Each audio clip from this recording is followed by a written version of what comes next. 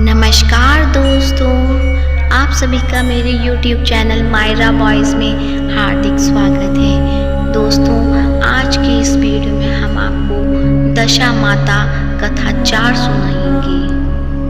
कथा सुनने से पहले आप सभी से मेरा अनुरोध है, यदि आपने मेरा चैनल सब्सक्राइब नहीं किया है तो सब्सक्राइब कीजिए और बेल आइकन को दबाना ना भूलें। और कथा प्रारंभ करने से पहले कमेंट बॉक्स में जय दशा माता की जरूर लिखिए। अब कथा सुने। एक साहूकार था, उसके परिवार में 5 पुत्र, उसकी बहुएं तथा एक पुत्री थी। पुत्री का विवाह हो चुका था, परंतु उसका गौना नहीं हुआ था। इस कारण वह भी अपने माता पिता के घर में रह रही थी। एक दिन साहूकार की पत्नी दशा माता का डोरा ले रही थी। उसकी बहुओं ने भी डोरे लिए। बहुओं ने अपने सास से पूछा कि क्या ननद के लिए भी डोरा लेना है। सास ने कहा हाँ। इस पर बहुओं ने कहा कि उसकी तो विदाई होने वाली है, यदि व्रत से पहले ही विदा हो गई तब क्या होगा। सास ने उत्तर दिया, मैं व्रत का सारा सामान साथ में रख दूंगी, वह अपने ससुराल में पूजा कर लेगी। ऐसा ही हुआ। उसके ससुराल से लेने का उसका पति आ गया। माँ ने बेटी को विधि पूर्वक विदा किया और उसकी पालकी में पूजा का सामान रखवा दिया। लड़की जब अपने ससुराल पहुंची तो उसे घर के आंगन में गलीचा बिछाकर बैठाया गया। आस पड़ोस की महिलाएं नई बहू को देखने आने लगी। सब उसकी सुंदरता और गहने कपड़ों की तारीफ करने लगे। किसी की निगाह उसके गले में बंधे डोरे पर पड़ गई। वह बोली, बहू की माँ बड़ी टोटके वाली है। सबकी निगाहें उसकी बात सुनकर उसके गले में पड़े डोरे पर पड़ी। सभी स्त्रियां डोरे के बारे में अपनी अपनी राय प्रकट करने लगी। शाम को सास, ननद, देवरानी, जेठानी, घर की सभी स्त्रियां भी उसी डोरे की चर्चा करने लगी। सब डोरे की निंदा कर रही थी। सुबह से शाम तक डोरे के बारे में सुनते सुनते बहू का दिमाग खराब हो गया। उसने डोरे को गले से उतारकर जलती हुई आग में डाल दिया। डोरे के जलते ही सारे घर में आग लग गई। घर में रखा सब धन धान जल गया। सब आदमी अपने प्राण बचाकर घर से बाहर भागे। अब घर में केवल नई बहू और उसका पति रह गया। बाकी सब भाग गए थे। घर का सारा सामान जल गया था। घर में अब न खाने को अन्न था और न ही पहनने के लिए वस्त्र बचे थे।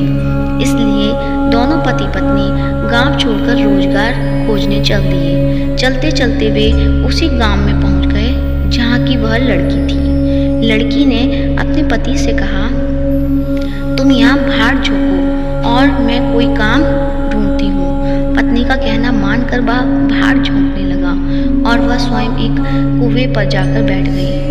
उस कुएं पर सारे गांव की स्त्रियां पानी भरने आया करती थी। उस लड़की की भाभियां उस कुएं पर पानी भरने आईं, परंतु उन्होंने अपनी ननद को नहीं पहचाना। वे उससे बोली, तुम तो किसी भले घर की लड़की मालूम होती हो, कुछ काम करना चाहती हो तो बोलो। लड़की बोली, काम तो करूंगी, परंतु कोई नीच काम नहीं करूंगी। बड़ी भाभी बोली, हमारी ननद ससुराल चली गई है, तुम हमारे बच्चों की देखभाल करती रहना और हमारे घर से सीधा लेकर अपना भोजन बना लिया करना। लड़की इस काम के लिए राजी हो गई।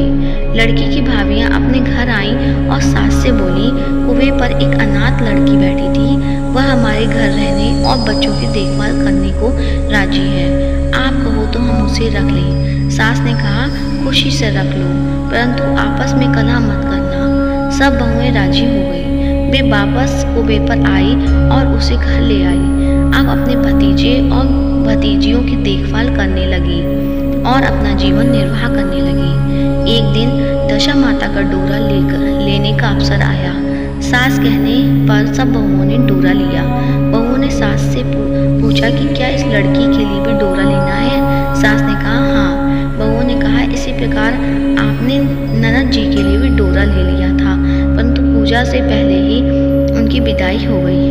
आप इस लड़की को डोरा दिलाना चाहती हो, यदि यह पूजा से पहले चली गई तो क्या होगा। सास बोले, तुम्हारी ननद ने अपने घर जाकर पूजा की थी।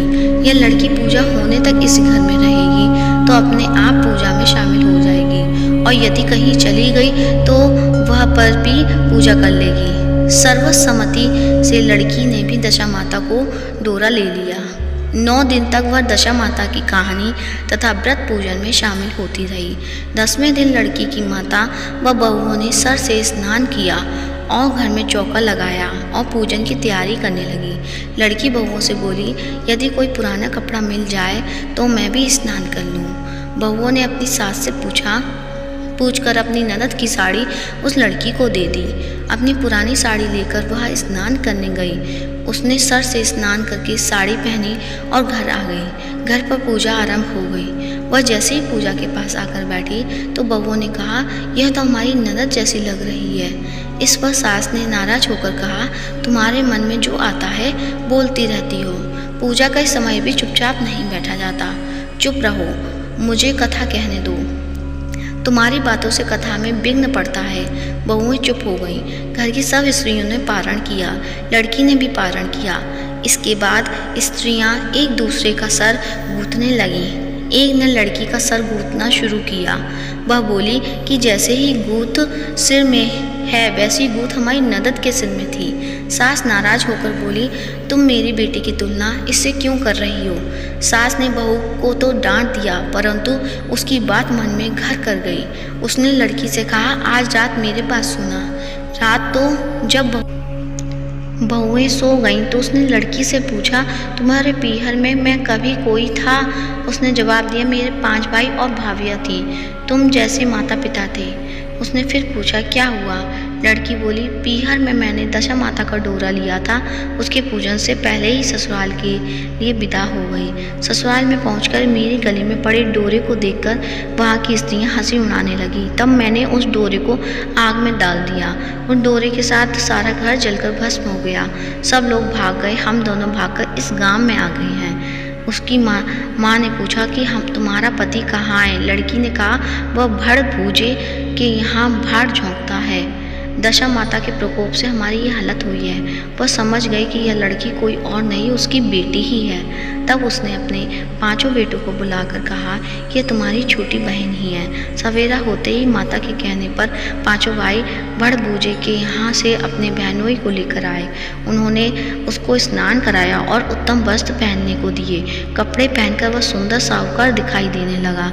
वह कुछ दिन ससुराल रहकर अपने घर चला गया।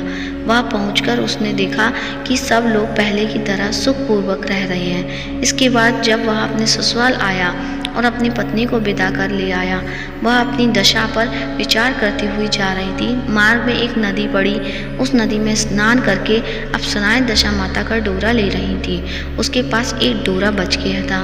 वह अप्सराएं बोली, यदि इस डोली में कोई उच्च वर्ग की स्त्री हो तो उसे डोरा दे दो। उन्होंने डोली के पास जाकर पता किया। वह डोरा उस लड़की को दे दिया।